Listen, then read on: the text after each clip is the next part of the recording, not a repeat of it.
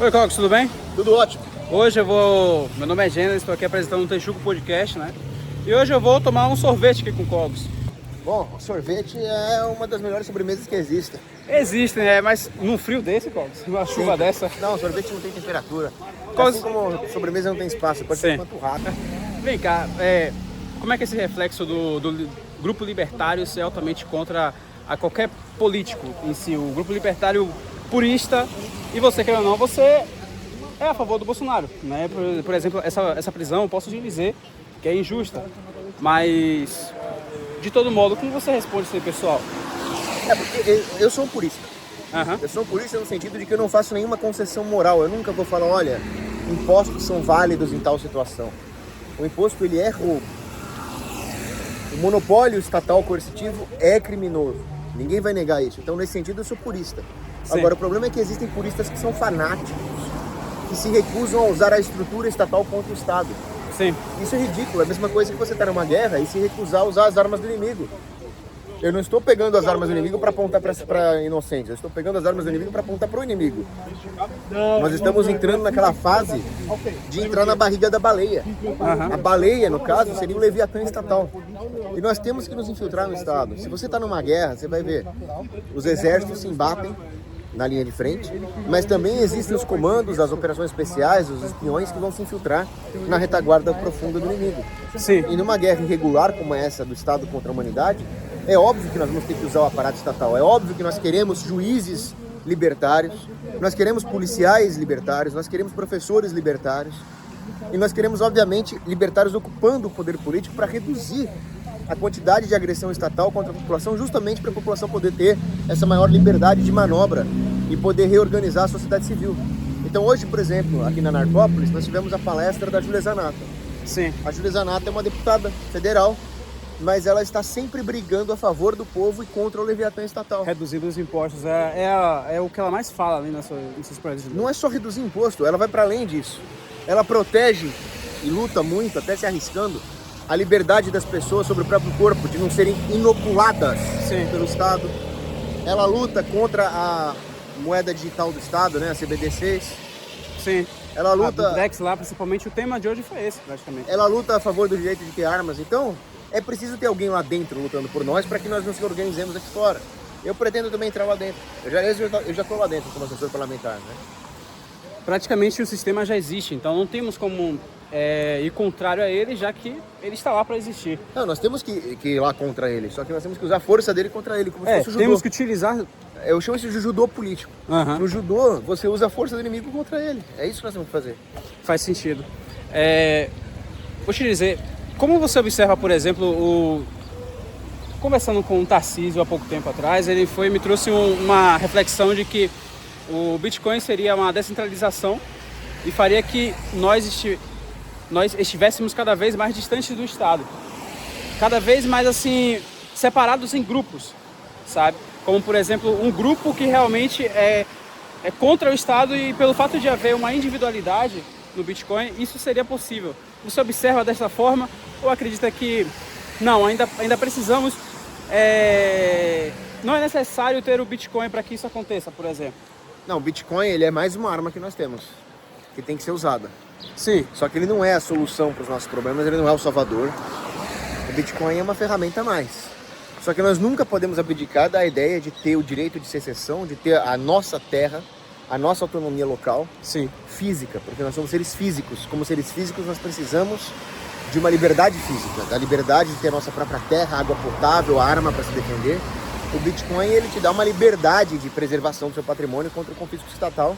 Eu não sei até que ponto essa liberdade vai continuar existindo, porque o Estado, ele está sempre tentando confiscar as nossas propriedades privadas, nossa liberdade, e cada vez mais ele tenta regular e controlar o próprio Bitcoin. Sim, sim. Então é a mesma coisa, a mídia social durante um bom tempo ela nos deu uma margem de liberdade de expressão e agora essa janela está se fechando por causa da regulação das redes sociais. O Bitcoin, ele pode ser autocustodiado, aí vem o Estado e te sequestra, te obriga a passar as chaves. Aí existe ali, que eu tinha visto também, a wallet anti-sequestro. Sim, que ela sim. é inexplicável, né? Ela é uma wallet tácita que você não consegue transmitir a chave para alguém. Então é sempre essa corrida armamentista entre a liberdade e o Estado. Você nunca pode parar.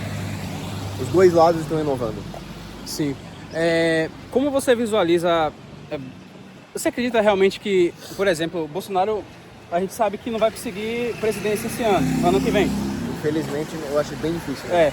Como você consegue observar o futuro do Brasil? Acredita que Lula vence de novo, infelizmente? Ou acredita que possa vir um nome? Ou você já tem ideia de um nome que seria interessante como substituição? Não falo somente pela direita, mas sim pelo melhor para o país, sabe? Olha, não existe nada para substituir o Bolsonaro a não ser o Bolsonaro. Então, se não é Jair, vai ter que ser o Eduardo Michele. Se alguém vier falar que existe uma direita fora do bolsonarismo, está tentando suplantar o Bolsonaro de maneira inadequada. Então, eu, por exemplo, não concordo com um monte de coisa do Bolsonaro. Eu não sou um bolsonarista no sentido estrito do termo. Mas eu sou um bolsonarista no sentido estratégico do termo, porque não existe viabilização de um movimento político presidenciável para tirar o Lula. E nós precisamos tirar o Lula de qualquer jeito ou maneira. Então, se alguém vier falar, olha, o Bolsonaro não presta, nós somos a verdadeira direita, isso não é hora disso. Eu acho que nunca te perguntaram sobre isso, mas, por exemplo, o que você observa no Paulo Marçal? Eu não gosto dele, mas eu votei nele para tirar o Boulos e o Ricardo Nunes. Que são dois estrupícios, né? São duas farinhas do mesmo saco. Ricardo Nunes está aumentando IPTU, colocando câmeras de reconhecimento facial chinesas do Partido Comunista Chinês. Sim. Ele é a favor da ideologia de gênero, ele é a favor de inocular criancinha. Então, para mim, Ricardo Nunes, ele chega até a ser pior que o Boulos. Inocular criancinhas? É. Não sabia dessa não. Então, para mim, ele chega a ser até pior que o Boulos, porque pelo menos o Boulos teria uma forte oposição. Agora, quando é o Ricardo Nunes, fica um monte de falso direitista falando, ai, não pode deslegitimar o Ricardo Nunes. Ricardo Nunes que vai a merda, esse cara. Falsos direitistas, você tem alguns nomes para poder considerar o que seria isso? Então, o falso direitista é o sujeito que coloca a sua própria conveniência acima do bem do povo, então acima da luta de direita. Tem muita gente assim. Esses... Alexandre Frota? Não, isso aí é esquerda pura. Esquerda bandido pura? Da pior espécie, isso aí é extrema esquerda. Agora, existe uma falsa direita que é uma turminha, assim, que surfa no bolsonarismo. Levanta a bandeira pátria e direita, mas na verdade tá... É aquela coisa que o Hipócritas até brincou, né? Uhum. Eu sou pró-armas, fala o nome de um calibre, não sabe. Eu sou conservador, fala um autor conservador, não sabe. Eu sou cristão, fala aí os 10 mandamentos, não sabe. Então é um cara que usa as nossas boas ideias como slogan político e depois ele entra na turma do fisiologismo, do centrão, do toma nada da cá. Isso é falsa direita. Aí existe a esquerda infiltrada na direita. Sim. Que é o MBL, eles são linha auxiliar da esquerda, eles são comunistas, eles são financiados pelo Jorge Soros e eles se fingem de direita para deslegitimar até mesmo a direita isentona, porque eles são esquerda mesmo. Tá. Vou fazer uma pergunta agora para mudar completamente aqui a percepção. Por exemplo, você tem acompanhado é difícil, mas você já tem visto debates em que Jones Manuel está presente? Que é ali, eu posso dizer ali que ele seja o maior líder ali atualmente, mediamente, da esquerda, que não é nem Lula. É realmente a esquerda de Che Guevara. Aquela esquerda revolucionária. Eu tô ciente do crescimento desses lixos aí, mas eu não vejo nada. Assim, eu já li o Karl Marx, já li os esquerdos, já sei o que eles falam, não preciso ver esses bosta. Não. Você toparia um debate contra ele? Faria, acabo com ele. Agora vem cá, por exemplo, o crescimento grande da esquerda porque se você for observar, você não está observando, mas eu tenho que observar dos dois lados para poder alinhar debates, né, de todo fato. E eu vejo que existe um crescimento absurdo nas redes sociais agora da esquerda, não que eu tenha entrado na bolha deles, mas isso pode ser extremamente alarmante. Você consegue observar isso ou você realmente acredita que não, possa ser que existam pessoas, mas não vai definir o nosso país? Então, o problema é que existe realmente o crescimento da esquerda, mas não é um crescimento orgânico. Sim. É um crescimento financiado. Ele é um crescimento auxiliado pelo financiamento dos grupos de esquerda que recebem dinheiro estatal do pagador de imposto, né? E também pelo fato dos algoritmos privilegiarem a esquerda. Se fosse deixar orgânico mesmo, nós ganhávamos fácil. Uhum. Então, infelizmente, essa bolha de esquerda que está crescendo na internet, eles estão arregimentando muitos jovens incautos. E nós precisamos ficar muito alertas a isso. É preciso que a direita se mobilize, patrocine. Cadê os empresários numa hora dessa? Eles têm que patrocinar canais de direita. Uhum. Nós não podemos perder essa frente. O governo está ganhando de nós porque nós não temos organização, não temos coesão, não temos civismo. Tem que ter essas coisas. Tem que promover eventos, tem que fazer o nosso trabalho. Não adianta ficar esperando que caia do céu, porque vindo do governo só vai vir patrocínio para a esquerda. Sim.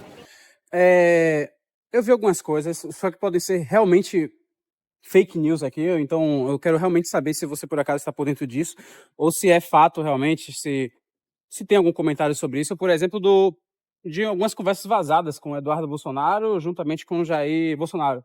Parece que é uma troca de conversas que haviam palavrões ali no meio. Você chegou a encontrar algo assim? Eu não Se vi, for fake mas news, eu eu realmente não também ligo não sei. pros palavrões que eles falam. Sim, tá. Pra mim, um grande palavrão... Mas um grande... xingamento contra o pai, assim, vamos dizer. Seria baseado nisso. Então, o pessoal fica se pegando Se não numas for, coisas. é folha de wall, então deixa Então, mas quieto. assim, o pessoal fica se pegando numas coisas. Um briga com o pai, outro fala palavrão, outro saiu com puta, o outro é viado. Eu não quero saber. Eu quero saber, cadê minhas armas? Cadê o meu respeito à propriedade privada? Cadê o respeito à saúde das crianças? Cadê minha liberdade? O que você faz dentro do quarto? Se você dá a bunda, se Se você o sai Dória com puta... fizesse isso, né? Não ia ter problema nenhum se ele estivesse no motel. Pois é, só que aí o que ele faz? Ele fecha todos os motéis, mas ele mesmo vai num. Esse é o problema. Ele fechou os motéis na pandemia? Fechou tudo, só não fechou o cu dele. Eu entendi. Tá, vamos lá. Dos palestrantes que você viu aqui da Narcópolis, tem algum que você, por que pareça, você viu e falou, nossa, aprendi algo muito interessante hoje? Olha, É bem recente, né? Claro, é somente um dia de palestras, então não teve muito o que ver, né? Não, mas já teve. A Júlia Zanata, eu estudei muito a questão do Drex. Eu Sim. ajudei a escrever um capítulo do livro dela sobre o Drex. Massa. Né? Tem um capítulo que é da minha autoria lá. Mas eu sempre aprendo com ela, eu sempre aprendo mais sobre os trâmites políticos, sobre o quão maldoso é o sistema. Sim. Né? E a palestra do Melo também. Aprendi muito sobre questões práticas de como lidar com o Estado burocrático totalitário. E isso é extremamente importante para nós que não vamos abdicar das nossas ideias nem da nossa consciência. Eu já vi comentários de ignorantes realmente a seu respeito, que falava, por exemplo, Cogos não entende nada de economia, nunca estudou economia. No caso, você já fez, você já é um economista real, graduado, e eu queria entender, por exemplo, como você observa, você fez uma palestra aqui na universidade, como você observa a Universidade de Economia hoje? Não você é, acredita que... é Universidade de Numerologia. Ah, a minha numerologia, formação sim. econômica foi uma merda. Sim, sim. Foi numa faculdade super conceituada, mas é numerologia. Sim. Eu aprendi economia de verdade, eu sou formado em economia, mas eu aprendi economia de verdade autodidaticamente, Sim. lendo Escola Austríaca de Economia. Sim. Por exemplo, para você compreender a escola austríaca e entender que ela é a melhor para o ser humano, por acaso você identificou que existiam erros em outras economias, como a economia clássica, ou então... Percebi. Tá fechado? Tá fechado. Eu não dou mais opinião em nada. Ih, velho, cadê o nosso sorvete agora? Tem muito lugar perto. Agora já tem que pegar um Uber. Não. Ele vai achar outro lugar perto. Então vamos Tá. achar. Bora ver como é que tá aí.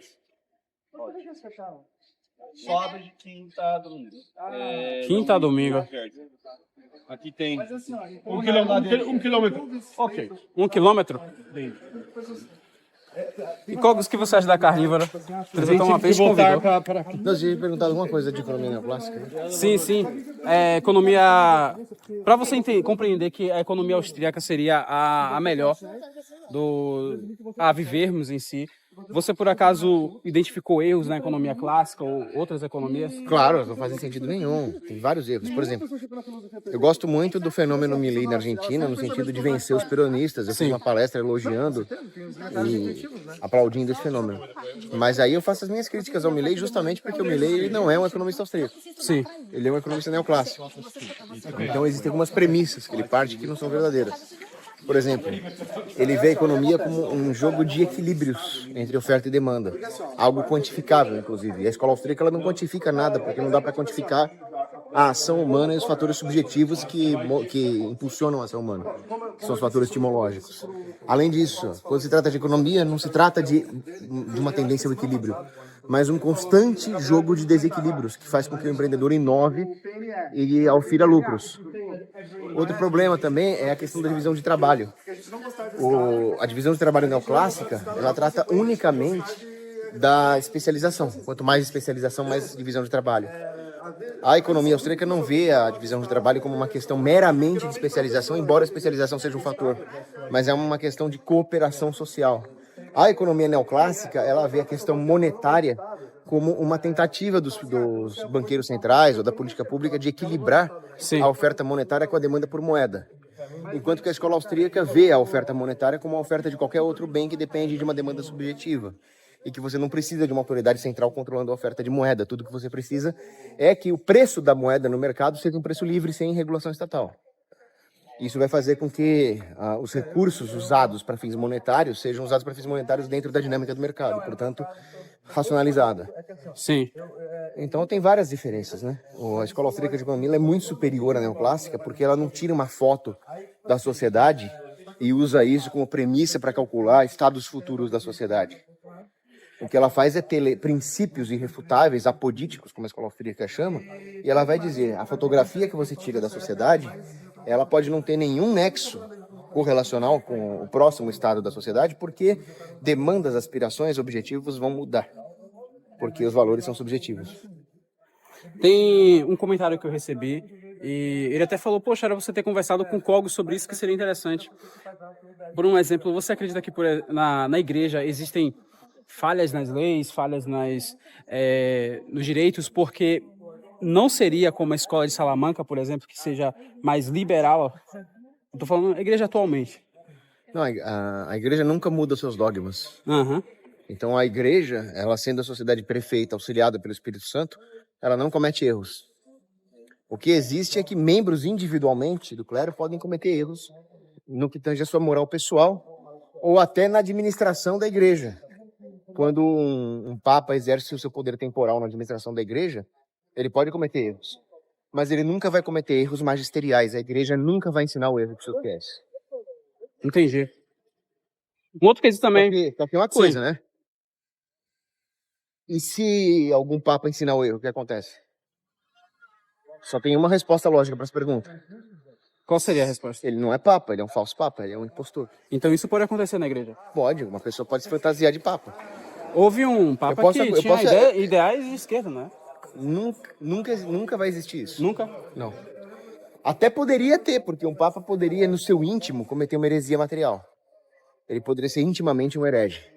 Ele nunca poderia ser um herege formal, que prega doutrinas de esquerda. O que pensa do papa anterior a esse agora? Então, o último papa foi Pio XII. Uhum. Desde Pio XII, a igreja está desprovida de papas. Ah, quer dizer que o atual papa não... O atual sujeitinho que está sentado lá em Roma não é um papa. Não é um... Por que ele não é um papa? Aí... O que define exatamente Dá para saber que ele não é papa pelas heresias formais que ele ensina. Mas o fato é que a eleição dele foi inválida porque teve um falso concílio, que foi o Vaticano II. Ele foi convocado por um falso papa, que era o Roncalli, julgo João XXIII, cuja eleição foi feita de maneira irregular, inválida, porque ele já estava excomungado da igreja por ser um modernista. Elegeram alguém lá, saiu a fumacinha branca, depois voltou a sair a fumacinha preta, ninguém sabe o que aconteceu lá dentro. Então, tudo aquilo é inválido. O que a igreja precisa agora é reunir os bispos que pregam a verdadeira fé e fazer um concílio imperfeito e eleger um papa verdadeiro. Existem julgamentos como, por exemplo, de que a igreja, através de muitas doutrinas e dogmas, acabou não seguindo, por exemplo, a igreja primitiva, que é dita na Bíblia como a igreja que seria a referência. Como você observa um comentário desse? Responderia como? Essa pessoa está fazendo uma falsa dicotomia. A igreja primitiva já era católica. Santo Inácio de Antioquia já falava em igreja católica. Os apóstolos nunca mudaram sua doutrina. A primazia sempre foi de Roma. Ao todo? Então, a igreja católica é a igreja primitiva e vice-versa. O que acontece é que a igreja católica foi se desenvolvendo, foi ganhando poder temporal, porque durante um bom tempo, a partir de Constantino, melhor ainda, a partir de Teodósio, né? A igreja foi sendo protegida pelo poder temporal. E com isso ela foi ganhando proeminência na sociedade. Só que ela, a mesma fé de quem estava na catacumba sendo perseguido. Se uma pessoa hoje quer aprender mais sobre a igreja, realmente aprender que tem interesse realmente em querer entender esse lado teológico, esse lado da igreja e também da economia austríaca, qual seria o caminho que você recomendaria? Quais são os primeiros estudos que ele deveria fazer? Bom, primeiro a pessoa precisa estudar a doutrina social da igreja de verdade. Uhum. Não esses falsos Onde ela é papas. encontrada? Você vai pegar Rerum Novarum, a 40º ano. Sim. São encíclicas que tratam de doutrina social. Mas você precisa entender a doutrina social à luz da sólida ciência econômica. Então eu recomendo que se estude os escolásticos de Salamanca. Existem bons livros sobre eles. O Murray Rothbard mesmo falava muito sobre os escolásticos de Salamanca e como eles contribuíram para o debate econômico. E aí você vai ver o que realmente significa todos os princípios de subsidiariedade, de destinação comum dos bens, que a igreja tanto fala. Eles só podem acontecer num arcabouço de propriedade privada e respeito aos contratos, não de estatismo. Muito bom. E a escola austríaca? Começaria primeiro pela escola de Salamanca, depois pela escola austríaca? Eu começaria pela de Salamanca, assim, porque a escola de Salamanca vai te dar uma base filosófica, moral muito mais forte do que a escola austríaca. Mas a escola austríaca é necessária para entender a complexidade econômica atual, os modernos instrumentos financeiros, as criptomoedas, coisa que a escola de Salamanca obviamente não lidou, né? Existe um tema que nunca vi você abordando, não sei se já chegou até você, que seria sobre segurança pública. Nossa, eu já falei bastante disso. Já falou disso? É porque é o assunto que mais é discutido no estado onde eu estou, que é lá na Bahia. E eu queria saber entender, por exemplo, como você enxerga as autoridades na segurança pública atual, que aconteceu no Rio de Janeiro, que aconteceu em outros estados também, o que está a acontecer. Imagina que venha uma melhoria ou uma piora sobre isso? Se continuar o governo de esquerda, vai continuar tendo bandidolatria. Então, basicamente, o que define esquerda e direita não é aquele grafiquinho de mais liberdade individual, mais liberdade econômica. O que define é o seguinte: você não tem liberdade para para causar desordem social. Não existe liberdade para estuprar, liberdade para abortar. Isso são falsas liberdades. Nem todo vício deve ser proibido, realmente. Mas aqueles vícios e aquelas atitudes que causam violações de direitos naturais e desordem social têm que ser reprimidos, seja lá por quem for. Eu, como anarcocapitalista, defendo que seja uma polícia privada. Mas enquanto existir o Estado e a polícia estatal, eles têm que fazer esse serviço também de reprimir o bandido. Quando eles agem assim, eles estão agindo certo. Então o grande problema é o seguinte: esquerda significa proteger o bandido e punir o inocente. Direita significa punir o bandido para proteger o inocente. E não pode haver inversão, porque está na Bíblia também, em Provérbios. Nada irrita a Deus mais do que você ser injusto, né? Ser leniente com o bandido e cruel com o inocente. Existe um candidato... desculpa. E aí, o que você tem que fazer? Socialmente falando, o bandido é erva daninha. Ele não tá lá para ser ressocializado, ele não tá lá para ser premiado, ele não é coitadinho, ele não é vítima de merda nenhuma. O bandido, ele tá lá porque ele é uma erva daninha. O que você faz com a erva daninha? Você corta os nutrientes, você exclui do sistema. Identificar, afogar e excluir é o que você faz com uma erva daninha. Qualquer coisa diferente disso, o sujeito é um defensor de bandido, é um inimigo da sociedade. Então, identificar os bandidos. Você tem que ter um trabalho de inteligência policial. E você tem que saber também que o cara que não pagou pensão para a mulher, o cara que sonegou imposto, o cara que está plantando maconha em casa, ele não é bandido. Bandido é quem faz maldade com os outros, é estuprador, é latrocida, é sequestrador. Esquece o cara que está fumando maconha na casa dele. Esquece a merda puritana. Né? Segundo ponto, você precisa afogar o crime organizado, você precisa afogar os bandidos. Como é que você faz isso? Tira as oportunidades de lucro dele.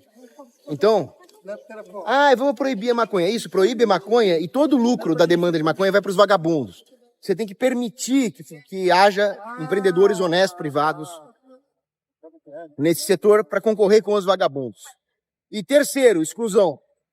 Os vagabundos, bandidos, latrocidas, crime organizado, faccionados, são todos terroristas. Eles precisam ser combatidos como inimigo de guerra. Tem que acabar essa ideia de que o bandido interno é só um cidadão desviado. Ele é muito pior que o inimigo externo, ele é um traidor do próprio povo. Ele tem que ser destruído com toda a força possível, sem pena nenhuma desses filhos da puta.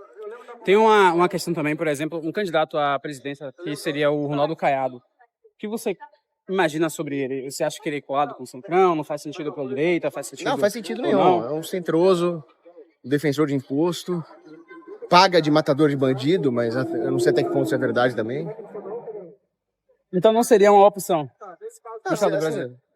Eu não sou daqueles caras que vai orgulhosamente deixar de votar ou votar nulo. Se fosse o Caiado contra o PT, eu votava no Caiado, mas eu não gosto nem um pouco do Caiado. A direita é melhor que isso. A direita precisa ter alguém honrado, de verdade, não um Caiado. Tá. Um outro assunto também. Renato uma vez comentou que convidou você para fazer uma dieta carnívora. Hoje vai ter uma palestra de Antônio Crescete a respeito da dieta carnívora. Você, por acaso, acha que seria interessante? Acha que nunca entraria nessa dieta? Se faz sentido para você?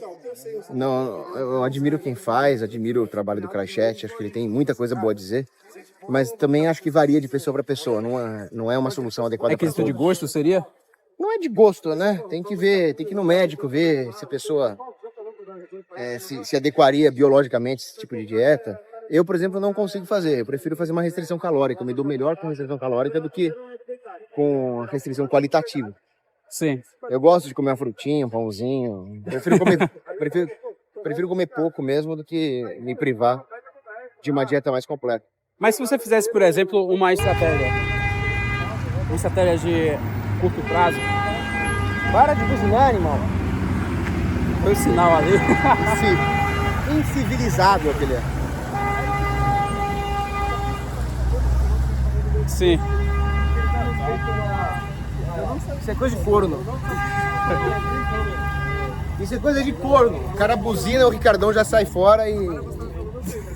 corno manso, né?